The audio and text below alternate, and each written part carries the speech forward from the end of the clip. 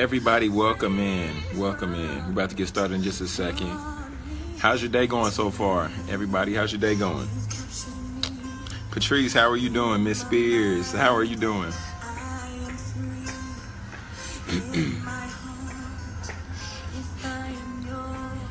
As you're coming in, everybody, you can take the time and you can feel free to invite others because I feel like it's going to add some value. This is Transparent Tuesday, so we're here for it all. We're here for it all. Transparent Tuesday. Let's go. Patrice, how's your week been going so far?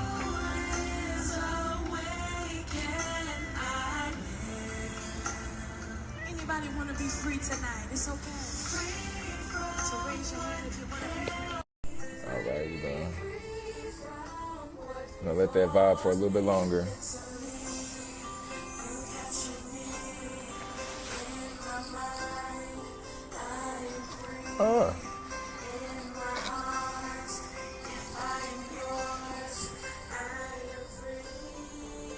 Mine's been going cool. My week has been going awesome. I've been doing really well this week.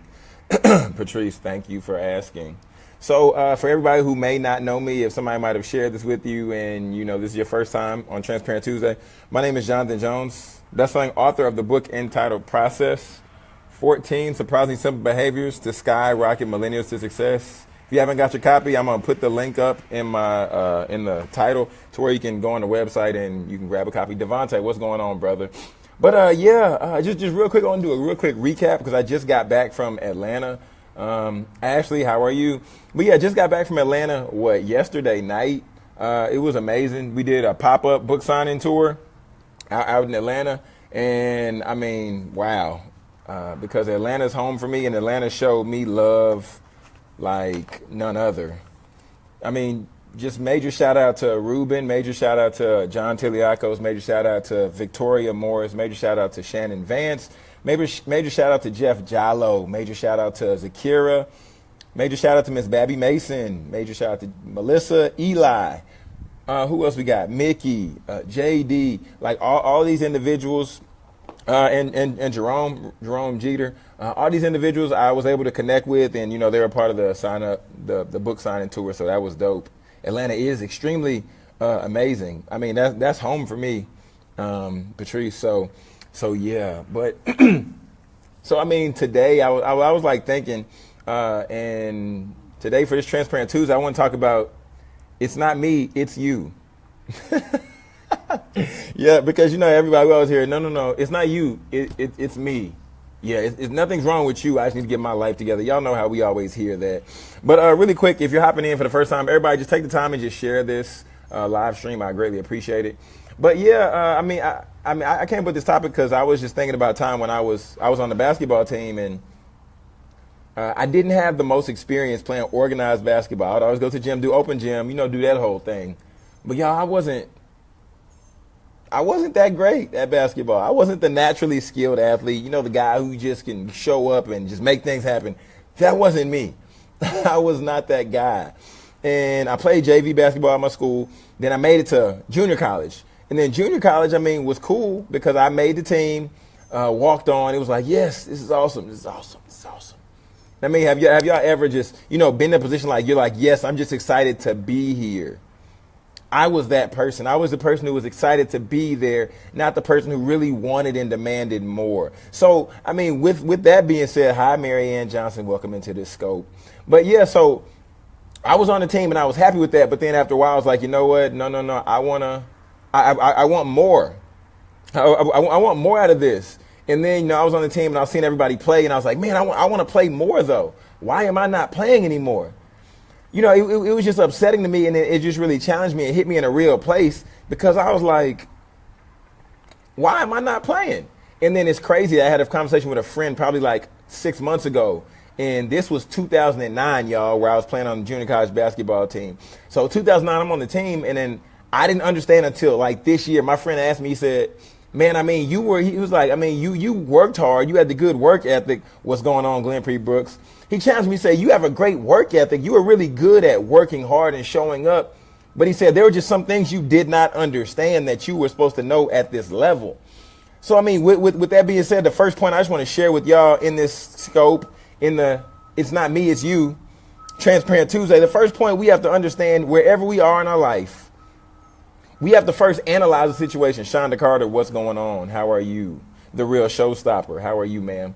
We have to always analyze where we are in our situation, in our life. Because sometimes we're looking around and we're wanting certain things and we're demanding certain things and we feel like we need certain things. But at the same time, we haven't even put in the proper work ethic to deserve those things. And second of all, we're just in a place where this might seem new to us, just like me on that basketball team. I was like, I'm here, but there was some stuff I was supposed to know before I even got there. Like, it's kind of like showing up to a black tie event and you have on a red suit. Hello, that's not what you're supposed to wear in this situation. You're not supposed to do that. So everybody can type down the bottom, analyze for the first point. Because, I mean, sometimes I think it's so easy for us to have all these demands and have all these expectations. And, we want all these things. But at the same time, it's like we didn't even analyze the situation. We're showing up to a job interview with swim trunks. I talk about that in my book. It's like, hello, you're supposed to know some things before you got here. And some of us we haven't even had the opportunity to understand these things, or these things haven't even been taught. But yeah, so that's one thing my friend brought to my attention. I said, I never thought about that because I never analyzed the me of it. I just was looking at the situation. I was seeing everybody else. I never analyzed me. I never analyzed where I was at. I never analyzed how much work I haven't put in or had at that point. Yeah, red suit at a black tie fair. That'd be ugly, Glenn P. Brooks. That'd be ugly. But secondly, after, once again, this is years later, but after I analyzed the situation, after I analyzed where I was at, the second point I want y'all to understand is that I had to alter some things. First and foremost, I had to alter my attitude. I had to alter my attitude because I realized how bad my attitude was. And I realized that because I was to the point where I was ready to quit. I was like, man, he's not letting me play. Man, the coach don't like me. Man, I'm not supposed to be here. What's going on? Man, I'm done. I'm ready to quit. I'm like, this is stupid. My coach is crazy. They're tripping. I don't want to be here. Everybody just type in alter real quick. Just type in alter. Because sometimes we can be in a certain space. And sometimes we can be so used to doing a certain thing where we want to say everybody else is wrong. I know I've been there. Sometimes I'm even there. It's like, nah, y'all are wrong. All y'all are wrong. All y'all tell me about myself, it's not me, it's y'all. Y'all are all wrong. I'm not even trying to hear it. Because I'm good. I'm right. Y'all are wrong. And I think that's dangerous because the Bible even tells us that our people die for a lack of their knowledge. And if we don't take the time to pray and ask God for wisdom, if we don't take the time to get in the Word and understand certain things, then we won't be able to alter our decisions. Because when we don't take the time and we're not open to receiving information that others who've been there before, who might be wiser, and others who might have lived more life than us, who might have more experience, if we don't take the time to listen to them and be receptive to what they're sharing and trying to pour into our lives, we can't alter our decision-making ability. And by doing that, then we're stagnant. Then we can't grow. Like that's dangerous. I know, Glenn P. Brooks, it's not me. It's dangerous, man, because I've been there, and even now sometimes I have to check myself because I have to say, what am I doing? If everybody around me is saying I have an attitude problem, it might be time for me to look in the mirror. Like Michael Jackson used to say, it starts with the man in the mirror or the woman in the mirror. So, I mean, we have to understand those things. And then lastly, once we began to, allow ourselves to hear what other people have to say, and once we began to take a moment to get out of our feelings, to get off of ourselves, then, last but not least, then we have to take action. Because, I mean, we can receive wisdom all day. We can say, oh, that's good. Or we can go to church and say, oh, pastor, that was good. That was real good. And then not do nothing about it. We can go and hear all these great presentations, all these motivational presentations, all these speakers everywhere across the globe and say, man, that was powerful. But then if we walk away and we never applied what we learned, what good does that really do us? The third one, we have to take action, y'all. We have to really take action. Because just like I said before, our people die because of a lack of their knowledge. But if you never apply the knowledge, or if you don't even share to the younger generation.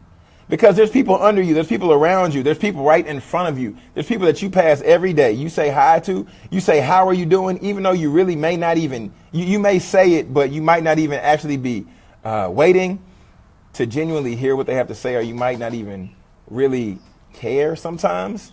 I think we have to slow down. We have to listen. We have to see where we can listen for the need and to where we can apply what we've learned, or where we can apply some of our life experience just to help somebody else out.